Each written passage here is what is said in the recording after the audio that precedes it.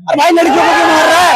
तेरा क्या बनता है? लड़कियों को झपड़े मार दिए यहाँ से लड़कियों के, बताओ ये जो है हमें अंधभक्त है और ये असली आतंकवादी, ये असली आतंकवादी, ये बंदे नहीं है आतंकवादी, वो आतंकवादी। 4 लोग हैं जो इसी एरिया की बात है, जो एक फुटपाथ पे बैठे वो आते हैं लाठियां मारते हैं। मंत्र की आप लोगों ने दोपहर की और शाम की तस्वीर देखी होगी, लेकिन हम अब आपको रात की तस्वीर दिखाने जा रहे हैं जंतर मंतर पर। आप तस्वीर देखिए कि जो रात को भी जो युवा का जो हुजूम है वो आपको दिख रहा होगा और लगातार यहाँ पर आप देखिए जो है नारेबाजी की जा रही है और हाथों में लोगों की जो है भारत झंडा है, इंडिया का जो फ्लैग है। और आप तस्वीर देखिए, ये जंतर मंतर की रात की तस्वीर है। रात के वक्त भी जो सैकड़ों की संख्या में जो प्रदर्शनकारी है वो उनके जो हौसले हैं वो बुलंद है। आपको दूसरी तरफ की तस्वीर उधर की भी दिखा दूं कि दूर दूर तक जहां तक आपकी नजर जाएगी वहां तक जो है प्रदर्शनकारी जो है आपको दिखाई देंगे।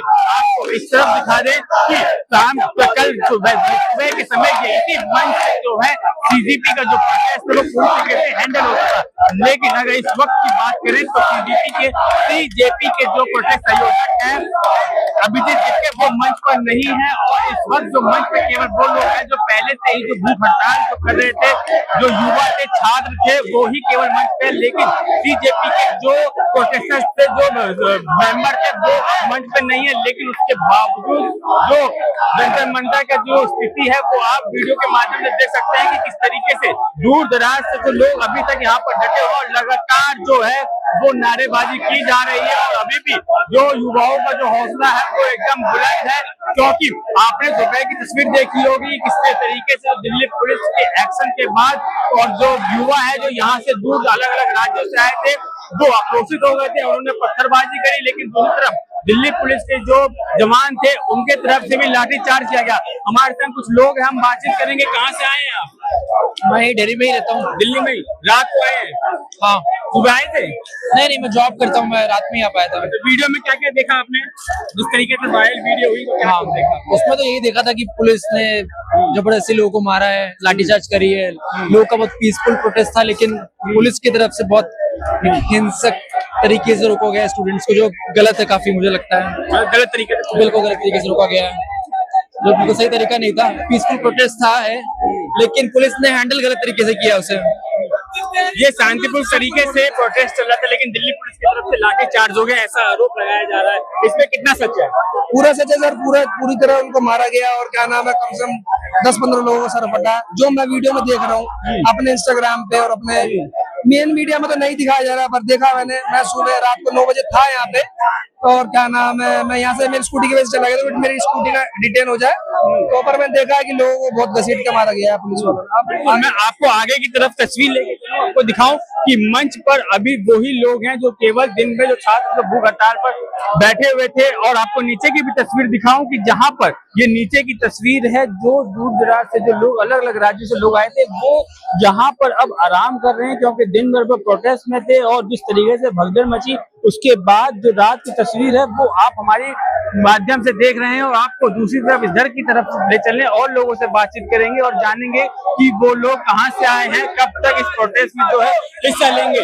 दिल्ली पुलिस के आरोप लग रहे हैं, दिल्ली पुलिस के आरोप लग रहे हैं कि लाठीचार्ज हुआ है, तो उसमें दिल्ली लग रहा है कि वो तो सबने देखा ही है, वो तो जनता ने सबने देखा ही है ना, देखा ही क्या हुआ है। और अब आगे क्या प्लान है? हम तो नॉर्मली प्रोटेस्ट कर रहे हैं ना, हमको आतंक नहीं मचा रहे ना, तो ऐसा नहीं कितनों को सर पटे देखा नहीं आपने? तो क्या कर रही है गवर्नमेंट, क्या चाह रही है गवर्नमेंट, क्या करती है? मुझे इस्तीफा जो खत्म करो। दूर से लोग आए थे, उनके गवर्नमेंट जो आगे की लड़ाई चाह रही है बढ़ाने, वो चाह रही है, हमको नहीं चाहते ना आगे की लड़ाई। बातचीत बिल्कुल हो सकता है, नहीं हो सकता, तो बात करने को मिले ना। कोई आता है यहाँ पे? कोई नहीं आता। बात तो हुई थी, लेकिन शाम को भाजपा के कुछ मिनिस्टर थे, उनसे बात हुई है, मिलने भी गए थे, कोई मिलने नहीं आया, कोई कुछ नहीं। आप इस रात किस तरीके से हुजूम देख रहे हैं लोगों का? अभी भी जो हौसला है वो बुलंद है, हौसला बुलंद रहेगा जब तक ये रिजाइन नहीं देंगे धर्मेंद्र प्रधान। बिल्कुल बाकी खाएंगे तो कुछ करेंगे, लेकिन हौसला बुलंद रहेगा। अभी आदमी का कोई प्लान कोई हटेगा नहीं, सभी रहेंगे जब तक रिजाइन नहीं देंगे, हम भी नहीं रहेंगे साथ में।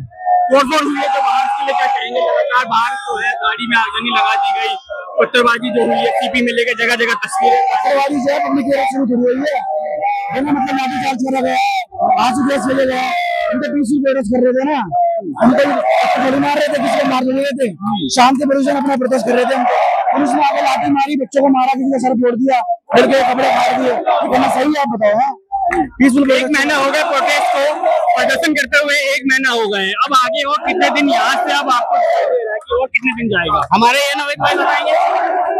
जब तक धर्मेंद्र प्रधान इस्तीफा नहीं देते हम ही रहेंगे, नहीं रहेंगे। या हम भूखे रहें, या हम प्यासे रहें, या हम मर जाएं, या मिट जाएं, जो भी हो जाए, जब तक धर्मेंद्र प्रधान इस्तीफा नहीं देंगे हम यही रहेंगे। बिल्कुल। लेकिन पुलिस उस तरफ भी खड़ी है, इस तरफ भी खड़ी है, कह रही है यहाँ पर धारा 143 जो है लागू कर दी गई है। अब जो प्रोटेस्ट है, जो लोग धरना दे रहे हैं, वो अपने अपने घर जाए, लगातार वो अनाउंसमेंट कर रही है। बिल्कुल। अगर पुलिस वाले खड़े हैं तो कुछ न कुछ में हमारे भाई भी हैं, उसमें हमारे बाप भी हैं, उसमें हमारे कुछ जानकार भी हैं। उनका इतना बेरहम दिल नहीं है जो अपने बच्चों को मारेंगे। आज बहुत सी चीजें हुई हैं जो हमारे सामने हुई है, हम पिटे भी हैं, हम भागे भी, हम बच्चे भी हैं।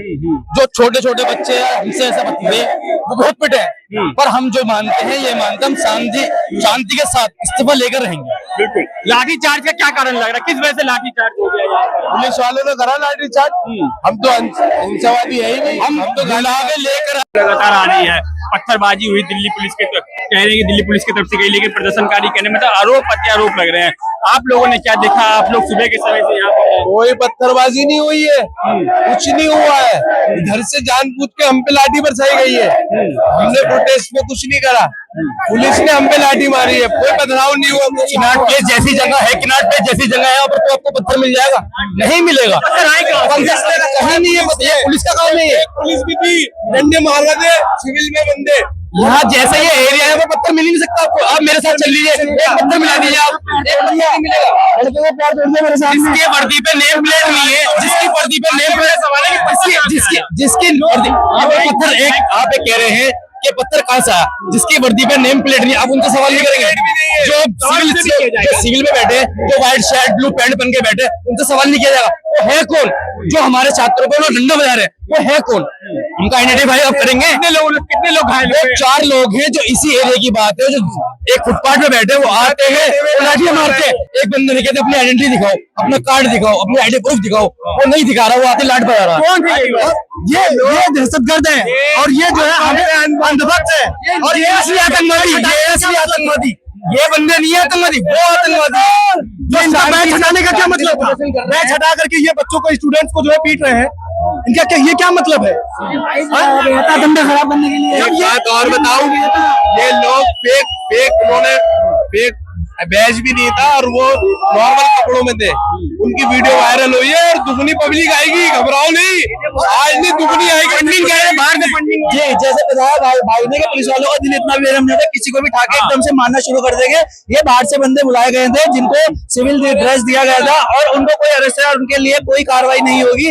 उनके लिए डायरेक्टली बस उनको ऑफर दिया गया कि जाके मारो, जो सामने है, बच्चा बूढ़ा, वो किसी को नहीं कह रहे हैं। बार बार अनाउंसमेंट की जा रही थी कि आप आगे की ओर ना बढ़े, लेकिन उसके बाद भी जो प्रदर्शनकारी है वो आगे की ओर बढ़ रहे थे। पुलिस वाले बार बार अनाउंसमेंट कर रहे थे इसको लेकर, लेकिन उसके बाद भी फिर शायद उसके बाद कुछ ऐसा हो गया जिसके बाद लाठीचार्ज। जब आप फायर गोले, आंसू गैस के गोले डालोगे तो बंदे इधर से उधर तो भागेंगे ही ना, क्योंकि उनको भी तो अपनी सेफ्टी प्यारी है। भागने का रास्ता कोई देखकर भागता है कि मुझे पुलिस वाले के सामने पकड़ा नहीं ना? कि लड़कियों को बोलिए, सबकी सुनूंगा मैं। ये बताओ, लड़कियों को लेडीज पुलिस तो मारेगी, जेंट्स मारेगी। जिन पुलिस वालों की गाड़ी यहाँ तक है, जिनके बाल बिखरे वो पुलिस वाले लग कैसे रहे हैं, ये समझ में नहीं आ रहा। वो पुलिस वाले और जेंटल जो सरकारी जॉब पे हैं, उनका एक स्टैंडर्ड होता है, उनका एक रूप होता है, उनका एक हुलिया होता है। कौन थे? मतलब मैं आपको वीडियो दिखा दूंगा। सुबह से मेरे पास कई रीलें आ चुकी हैं, कई FB पे, फेसबुक पर वीडियो आ चुकी है आपके माध्यम से। अब जो आपका चैनल है वो तो दिखा रहा हमें कि वो बंदे कौन है जो फुटपाथ पे बैठे हुए हैं। वो बंदा पूछ रहा है कि अपना एक आईडी कार्ड दिखा दीजिए, अगर आप पुलिस वाले हैं तो अपना एक आईडी कार्ड दे। वो बंदा वो यहाँ का भी नहीं था, दिल्ली का, वो किसी बाहर से प्रोसेस में शामिल हुआ था। मोहब्बत में, हमारी मोहब्बत में, हमारे भाई बंधु भाई बहनें हमारी भूखी बैठी हुई है, उनकी मोहब्बत में आया था। वो उसको सीधे छुपते लाठी मारी गई है। एक पुलिस वाले ने हफ्ता मारा गया मेरी आंखों के सामने, जिसमें हम वो वर्दी में नहीं था। उसकी हाइट भी मुश्किल से 5 फुट 2 इंच 3 इंच होगी, ज्यादा बड़ी हाइट नहीं थी। पुलिस वाले की हाइट मैक्सिमम 6 फुट होती है, 6 फुट से ऊपर होती है, 7 फुट होती है। उसकी हाइट इतनी नहीं थी। वो हम जैसे आप जैसे भाई थे, वो जिनको 300 रुपए के 400 रुपए को उठाया गया था, वो पैड वर्कर बोलते हैं उनको, वो पैड वर्कर थे वो। उसने उसको अरेस्ट भी नहीं करा, मना भी नहीं करा। बस वही है वो। उनसे सवाल करा कि अपनी आईडी दिखाओ तो लाठी। अब ये देखिए हमारा सबर देखिए, हम भी मीडिया का सबर देखिए, हमारा सबर देखिए। हमने उनको कोई जवाब नहीं दिया अपने हाथों से, फिर भी हमने अपनी जबान से जवाब दिया उनको। मोहब्बत में हमसे भी कोई पूछेगा कि आप कहाँ से, तो हम कहेंगे मीडिया में आई कार्ड दिखाएंगे। आपने इनसे पूछा ना कि आप कहाँ से आए हो, तो आपको मारेंगे वो। आपने पूछा आइडेंटिटी कार्ड दिखाओ तो मारेंगे। और भाई लड़कियों को क्यों मार रहा है, तेरा क्या बनता है? लड़कियों के कपड़े मार दिए यहाँ से, थप्पड़ मारे लड़कियों के, बताओ ये इनका हाल है। एक मिनट, मैं एक बात हो गई, आई एम मुस्लिम। मैं ये मानता हूँ कि अगर मैंने अपनी जबान से बाई चांस कोई गलत जवाब दे दिया, कोई कुछ भी, तो मेरे घर में बिल्डोजर पहुंचा देंगे, बिल्डोजर जाएगा मेरे घर पर। अगर मैंने कोई गलती से कोई उल्टा जवाब सरकार के विरोध में, तो सरकारी आदमी के विरोध में कुछ बात कही आपके एरिया में, मेरे एरिया में नहीं हुआ। आप न्यूज चैनल वाले हैं, एक सेकंड, आप न्यूज चैनल वाले, आपकी न्यूज़ में देखते हो। अच्छा, फला बंदे ने सरकार के लिए इतना कुछ बोला, उसके घर में बिल्डोजर पहुंच गया। लेकिन आपका नाम मेरे घर में होगा। मैंने आपका नाम क्या है? मोहम्मद सोहेल। चलो माशाल्लाह। आपका नाम क्या? मोहम्मद अमन। भाई कोई मेरा हिंदू भाई है यहाँ पर? कोई है मेरा हिंदू भाई यहाँ पर? है ना? अगर मेरा बड़ा भाई, नाम पूछ लेते, क्या नाम है? राजा। अगर मेरा बड़ा भाई ये कुछ बोल देगा, क्योंकि अभी एक पिंकी चौधरी करके कुछ है, वो राम मंदिर के ऊपर ये बात कह रहा कि हिंदू भाई ने चुराया, तो हिंदू का हिंदू कुछ नहीं है। और इसी जगह में मुसलमान, अगर मैंने कुछ ऐसे गलती से बोल दी, गलती, क्योंकि आप जो न्यूज चैनल वालों, आप उल्टे सीधे सवाल पूछते हैं, मैं आपकी बात नहीं कर रहा, बहुत से ऐसे, मैंने आपके बारे में नहीं मिला करके हमारी आवाज को दबाना चाह रहे, आपको आवाज को दबाना चाह रहे हैं। तो खुद आपकी आवाज सुनने के लिए रात को आए हैं। क्या आवाज है आपको दिल, बड़े भाई दिल से आपके लिए आई लव यू, मैं आपसे बहुत प्यार करता हूँ, ऐसी बात है। और कुछ चैनल वाले ऐसे भी हैं जो इस भाई की आवाज को दबा के मेरी उठा देंगे। एंटी नेशनल ये है, आतंकवादी ये है। मेरे बाप दादा इसी मट्टी में दफन है, आज भी चल लो आप। मेरे खुद के परदादा सरकारी गंगा जो बांध होता उसके ऑफिसर थे, मेरे खुद के परदादा। तो मैं इस देश का नहीं हूँ, मैं तो इस देश का हूँ ना।